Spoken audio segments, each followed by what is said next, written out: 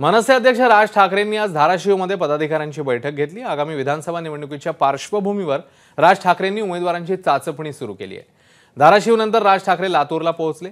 आज राज ठाकरे लातूरमध्ये मुक्कामी आहेत। उद्या लातूर जिल्ह्यामधल्या 6 विधानसभा मतदारसंघांचा ते आढावा घेणार आहेत। इच्छुक उमेदवार आणि कार्यकर्त्यांची राज ठाकरे यांनी बैठक बोलावली।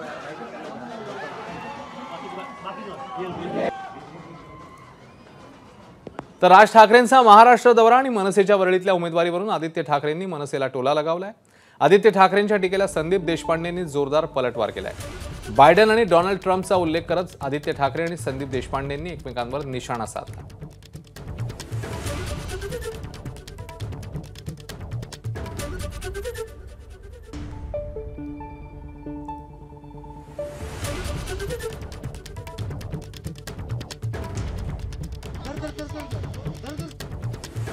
काय ना की 5 वर्षानंतर पक्ष उठलेला आहे परत झोपून आणि निवडणुकीच्या काळात जागे होतात, दौरे चालतात, महाराष्ट्र पिंजून काढणार किंवा असं तसं। सुपारी पक्ष ते त्यांचं काम करतील, आम्ही आमच्या जनतेच्या सेवेचं काम करतो। 5 वर्षात कोविडचा काळ असताना किंवा इतर काही मुंबईत चांगलं वाईट घडत असताना हा पक्ष दिसला तरी होता का, म्हणून आम्ही ह्यांच्याकडे जास्ती लक्ष देत नाही। सुपारी पक्ष तिथेच राहील। तुमच्या विरोधात संदीप देशपांडे निवडणूक लढतील अशी चर्चा आहे, कारण मला वाटलं बायडन येत आहेत। एक नाटक आलेलं मराठीमध्ये, नाटकाचं नाव होतं झोपी गेलेल्या जागा झाल्या। कारण तुमची झोप उडालेली आहे त्यामुळे ती जागा आहे।